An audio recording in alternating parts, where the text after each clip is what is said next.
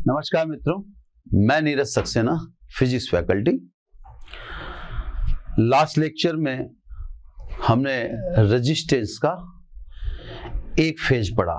मैंने आपको कहा था रेजिस्टेंस कई फेज में आएगा। ये ओम्स लॉ, ये भी रेजिस्टेंस का एक फेज है। Basic concept of resistance N square है टो। मैंने फेज वन यहां से कहा आर बराबर रो एल अपॉन ए। तो इससे संबंधित जो भी न्यूमेरिकल्स थे वो हमने लास्ट लेक्चर में लिए है ना। अब नेक्स्ट पार्ट लेंगे। जैसा कि मैं आपको पहले कह चुका हूं कि रेजिस्टेंस इस चैप्टर में कई सारे पोर्शन में है और बहुत अच्छा शानदार उसका बेसिक है ना। अपन जो कमेंट्स वगैरह करेंगे तो उसके लिए हमें एक बेस तो मिल ही चुका है, लेकिन इससे भी परे कई सारी चीजें हैं जो हमें पढ़नी होती हैं। अब आ जाइए साहब रेजिस्टेंस का अगला टॉपिक है ना। इसको आप कह सकते हैं ओम के नियम की विफलता है ना, या यूं समझ सकते हैं बेटर जो पॉपुलर वे है वो है ओमीय व अनओमीय परिपथ। इसको एक और नाम से भी कहा जा सकता है रेखिक व आरेखिक प्रतिरोध है ना। तो फेज अपन लेते जा रहे हैं, लगभग बातें प्रतिरोध के इर्द गिर्द ही घूमेंगी है ना। यहां भी जो हम बात करेंगे वो प्रतिरोध के इर्द गिर्द है। टॉपिक को आप ओम के नियम का की विफलता कहें, आप कहें ओमीय व अनओमीय परिपथ, या आप कहें रेखिक व अरेखिक प्रतिरोध है ना। ज्यादा बेटर इसमें जो है वो ohmic and non ohmic circuit है, ये ज्यादा पॉपुलर है। सब दो बातों में या दो फेज में बात कर लेते हैं। पहले ए में ओमिक सर्किट है ना, यानी ओमीय परिपथ। पहले इसकी बात कर लेते हैं। बिल्कुल परिभाषा जैसी है वैसी आपको नॉर्मल बात करनी, कोई विषय। मैं आपको कई बार ये कह चुका हूं कि फिजिक्स में मोर देन 50% या लगभग 50% टॉपिक से ही आपको उसके अंदर की व्यवस्था पता पड़ जाती है कि आखिर अंदर पढ़ना क्या है।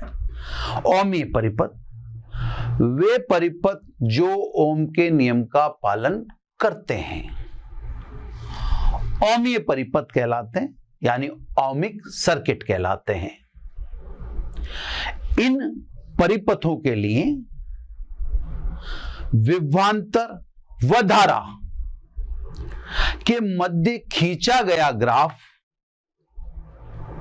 मूल बिंदु से गुजरने वाली सरल रेखा होता है, जो मैंने पिछले लेक्चर में आपको स्टार्ट में बताया था। जो ओम के नियम का पालन करते हैं उनके लिए विभवांतर व धारा के मध्य खींचे गए ग्राफ या खींचा गया ग्राफ मूल बिंदु से गुजरने वाली सरल रेखा होता है। इसलिए ओम के नियम का पालन करने वाले ओमिक सर्किट या ओमीय परिपथ के प्रतिरोध को रेखीय या रेखिक प्रतिरोध भी कहते हैं। इनमें आर नियतांक होगा या आर नियतांक होता है ना। ओम के नियम का जो पालन करेंगे तो उसके लिए तो आर समानुपातिक स्थिरांक है, तो वो तो उसको स्थिरांक की तरह ही ट्रीट करेगा जो ओम के नियम का पालन करता है। चलो सब, परिभाषा आप जैसा सोचते थे वैसे ही निकली। ओमीय परिपथ मतलब ओम के नियम का पालन करने वाले। अब आ जाओ सब, नॉन ओमिक सर्किट है ना, यानी अनओमीय परिपथ। जैसा नाम है, यहां भी आपको व्यवस्था वैसी देखने को मिलेगी। वे परिपथ जो ओम के नियम का पालन नहीं करते हैं अनओमीय परिपथ कहलाते हैं। इनमें विभवांतर व धारा के मध्य खींचा गया ग्राफ आरेखिक होता है, वक्राकार होता है। इसलिए इन परिपथों के प्रतिरोध को आरेखिक प्रतिरोध कहते हैं। इनमें कैपिटल आर नियतांक नहीं हो सकता है, यानी इनमें आर क्या होगा, चर होगा, वेरिएबल होगा, है ना। तो सब जो ओम के नियम का पालन नहीं करते अर्थात जो अनओमीय हैं उनमें कैपिटल आर वेरिएबल है, परिवर्तित हो जाता है। अब आपको हैरत तब होगी कि ओमीय व अनोमीय में ज्यादा महत्वपूर्ण परिपथ अनोमीय है। कौन कौन है? जैसे टॉर्च बल्ब, यह अनोमीय परिपथ का उदाहरण है। जैसे डायोड, अर्धचालक है ना, डायोड व ट्रांजिस्टर, ये भी अनोमीय परिपथ है ना। इसके अलावा अपघट्य, अपघट्य भी अनोमीय परिपथ है। इसके अलावा निर्वात नलिकाएं या निर्वात नलिकाएं लिख दूं केवल, ये भी अनोमीय है। तो देखो दो तरीके हो सकते हैं एकेडमिक के पॉइंट ऑफ व्यू से। मैं इसको बहुत ज्यादा इंपॉर्टेंट नहीं मानता है ना, ये सर ये टॉपिक बहुत ज्यादा इंपॉर्टेंट नहीं है। कोई 1-2 नंबर का अगर ये वेटेज रखता हो तो फिर ये समझ लो कि जैसे अनोमीय परिपथ किससे कहते हैं, उसके आपको 1-1.5 लाइन की परिभाषा देनी, जो ओम के नियम का पालन नहीं करते उन्हें अनोमीय परिपथ कहते हैं। और उसके 2 उदाहरण लिखिए, 3 उदाहरण लिखिए। ये आपके सामने 1 उदाहरण, ये 2 उदाहरण, ये तीसरा उदाहरण, ये चौथा उदाहरण और ये 5वां उदाहरण। अगर मान लो आप भी डिटेल में जानना चाहो कि इनको मैंने अनोमीय क्यों कहा, ये सारे अनोमीय परिपथ के उदाहरण हैं जो सबसे ज्यादा महत्वपूर्ण है ना। तो अनोमीय ज्यादा इंपॉर्टेंट है ओमीय से। अब इनमें से मैं 3 को डिटेल ले लेता हूं, टॉर्च बल्ब, डायोड ट्रांजिस्टर को एक साथ, और अपघट्य है ना। ये 3 को मैं थोड़ा सा समझा देता हूं, है ना। तो सबसे पहले अपन समझें इस क्रम में टॉर्च बल्ब, है ना। टॉर्च बल्ब, टॉर्च बल्ब में हम किसकी बात कर रहे हैं? कांच की तो बात कर नहीं रहे, उसके फिलामेंट की बात कर रहे हैं। और फिलामेंट किसका है? चालक का। तो एक तरह से समझ लो कि टॉर्च बल्ब की बात करने का मतलब हम चालक की बात कर रहे हैं। सुने साहब आराम से, है ना। जब विभवांतर अल्प है, ग्राफ से समझाया जाएगा, है ना। आपको भी ग्राफ से समझाना है, कोई पूछे तो, डिटेल पूछे तो। ये धारा आई, ये विभवांतर V। ग्राफ बनाने के लिए मैं अदर कलर ले लेता हूं, है ना। अब ध्यान से समझे। टॉर्च बल्ब के फिलामेंट मतलब चालक, अब स्वयं चालक की बात कर रहे हैं अपन, में अल्प विभवांतर पर, जब विभवांतर कम होता है, अल्प विभवांतर पर चालक के सिरों पर विभवांतर यानी फिलामेंट के सिरों पर विभवांतर, उसमें प्रवाहित धारा के अनुक्रमानुपाती होता है। ये सब V is proportional to I। Ohm के नियम का पालन है। क्योंकि जो ग्राफ आपको दिख रहा है वो मूल बिंदु से गुजरने वाली सरल रेखा है, तो ओम के नियम का पालन है। लेकिन ये तो अल्प विभवांतर पर है। जब आप विभवांतर को उच्च करते हो, तो विभवांतर को उच्च करने का मतलब दी जाने वाली ऊर्जा का मान बढ़ाते हो।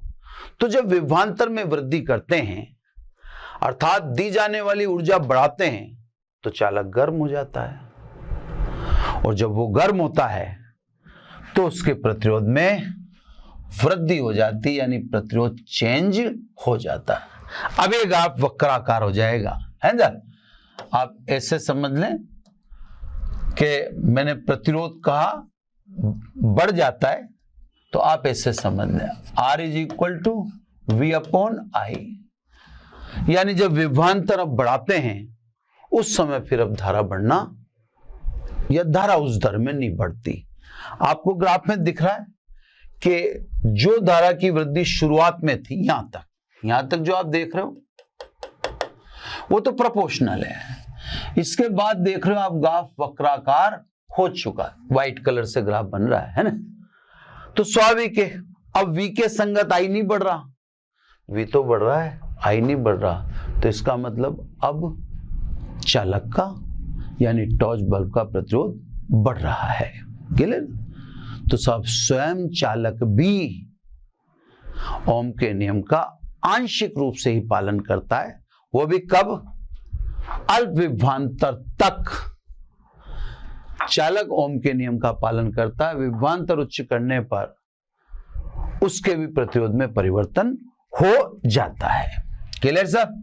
तो ये आपके सामने क्लियर कर दिया एक। अब सेकंड एग्जांपल, द्रव अपघट्य, है ना, इलेक्ट्रोलाइट। छोटा सा ग्राफ यहां भी बना दें अपन, ग्राफ से समझना ज्यादा बेटर होता है ना। ये I एड ये V। क्लियर? अब आप जैसे खुद अज्यूम करो जल है, जल में आप H2SO4 की कुछ ड्रॉप्स डालिए। ऐसा मान लें कि आपने H2SO4 के 1000 मॉलिक्यूल इन ड्रॉप्स के जरिए डाल दिए, तो सबसे पहले तो H2SO4 का डिफॉर्मेशन होगा, यानी H2SO4 अपघटित होगा, है ना। जब H2SO4 अपघटित होगा तो उसके अपघटन के लिए कोई निश्चित न्यूनतम ऊर्जा तो रिक्वायर है ही सही। तो आपको निश्चित न्यूनतम विभवांतर तो अपघटन के लिए देना पड़ेगा। इसका मतलब ये ग्राफ मूल बिंदु से तो चालू नहीं हो रहा, क्योंकि कुछ ऊर्जा तो आपको किसके लिए देनी पड़ रही है? अपघटन के लिए। अब क्या होगा सब? एक निश्चित विभवांतर V मिनिमम पर अपघटन स्टार्ट हो गया। अब मॉलिक्यूल अपघटित होंगे 2H++, है ना, वह सल्फेट माइनस, ये मॉलिक्यूल अपघटित हो गए। तो मॉलिक्यूल ठीक है 2H+ कैथोड की तरफ दौड़ेगा, सल्फेट एनोड की तरफ दौड़ेगा। आवेश वाहक के दौड़ने से एकदम धारा बढ़ेगी, बड़ी साहब। कब तक? हमने 1000 मॉलिक्यूल माने, तो ये धारा 1000 मॉलिक्यूल के सेपरेशन तक बढ़ेगी, यानी 2H+ 1000 इधर चलेगी, सल्फेट माइनस 1000 इधर चलेगी। अब उसके बाद आप V बढ़ाते जाओ, अब धारा बढ़ने वाली नहीं है, यानी अब यहां तक तो ठीक है। पहली बात तो मूल बिंदु से चालू नहीं हुआ, एक निश्चित न्यूनतम ऊर्जा तो आपको अपघटन के लिए रिक्वायर है। ठीक है, अपघटन हुआ, मॉलिक्यूल अपघटित हुए तो आवेशवाहक मिले तो उसके धारा मिलेगी। धारा मिली, एकदम धारा के मान में तेजी से वृद्धि दिखा दी। लेकिन जब अपघटन कंप्लीट हो गया या कंप्लीट अणु अपघटित हो चुके, उसके बाद आप विभवांतर बढ़ाते हो, तो फिर धारा नहीं बढ़ेगी, यानी फिर प्रतिरोध बढ़ गया, मतलब प्रतिरोध नियत नहीं रहा, और प्रतिरोध नियत नहीं रहा तो स्वाभाविक है ये अनओमीय परिपथ हुए, क्योंकि प्रतिरोध नियत नहीं है। चलो सब लास्ट एक और एग्जाम्पल देते थे। अर्ध चालक डायोड व ट्रांजिस्टर है ना, अर्धचालक डायोड व ट्रांजिस्टर। ग्राफ से सूट करती है बात, समझ में आती है बेटर। ये V और ये I। केमिस्ट्री के अकॉर्डिंग आप समझें, अर्धचालक जैसे सिलिकॉन लें, जर्मेनियम ले लें, इंडियम सल्फाइड ले लें, गैलियम फास्फाइड ले लें, गैलियम आर्सेनाइड ले लें, बहुत सारे हैं ना साहब। अब जब अति अल्प ताप है, यानी T बराबर 0 केल्विन, स्वाभाविक बहुत कम ताप है। ताप के इस मान पर क्रिस्टल के सभी सहसंयोजक आबंध बने रहते हैं, उनमें कोई टूटन नहीं होती। जब सहसंयोजक बंध अपनी अवस्था में हैं, उनमें टूटन नहीं है, तो आवेशवाहक भी नहीं है, और आवेशवाहक नहीं है तो धारा भी नहीं है। इससे ग्राफ तो मूल बिंदु से चालू होगा। इनिशियली जब आपने कोई विभवांतर आरोपित ही नहीं किया तो कोई ऊर्जा दी नहीं, ऊर्जा दी नहीं, और हम यूं अज्यूम करके टेम्परेचर डाउन है, तो उस समय आवेशवाहक उपलब्ध नहीं होंगे। आवेशवाहक उपलब्ध नहीं होंगे तो धारा कहां से मिलेगी? चलो सर, लेकिन जब आप विभवांतर आरोपित करेंगे या आरोपित विभवांतर के मान में वृद्धि करेंगे, यानी अब आप ऊर्जा दे रहे हैं, जैसे आप ऊर्जा देंगे सहसंयोजक बंध टूटेगा, और सहसंयोजक बंध के टूटने से इलेक्ट्रॉन व होल मुक्त होगा। ये इलेक्ट्रॉन व होल ऊर्जा देने से, यानी सहसंयोजक बंध के टूटने से मुक्त होता है। अब जो अर्धचालक में घटित होता है वो बड़ी वंडरफुल चीज है। क्या घटित होता है कि जैसे ही आप तो ऊर्जा देना जारी रखे हुए हैं, अब ये मुक्त होने वाले इलेक्ट्रॉन और होल क्या करेंगे? तो ये क्या करते हैं कि ली गई या दे जाने वाली ऊर्जा को ये भी अर्जित करते हैं।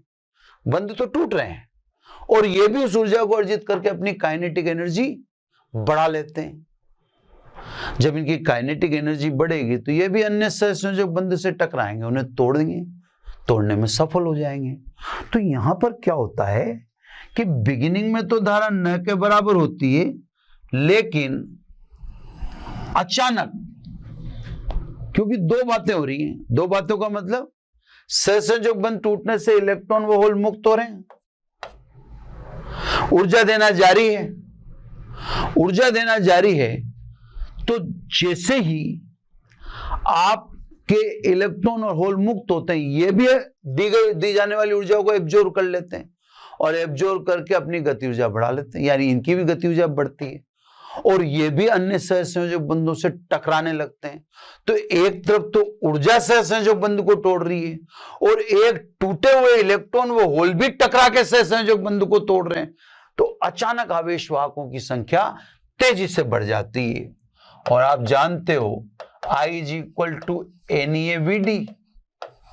जब आवेशवाहकों की संख्या अचानक बढ़ जाती है तो अचानक धारा बढ़ेगी और धारा बढ़ेगी तो मैंने दिखा दिया, देखो धारा एकदम बढ़ी है। धारा बढ़ेगी तो प्रतिरोध के मान में कमी होगी, अर्थात अर्धचालक डायोड व ट्रांजिस्टर में भी प्रतिरोध परिवर्तित है, नियत नहीं है। यह भी ग्राफ सरल रेखा नहीं है, यह भी नहीं है, यह शुरू में था।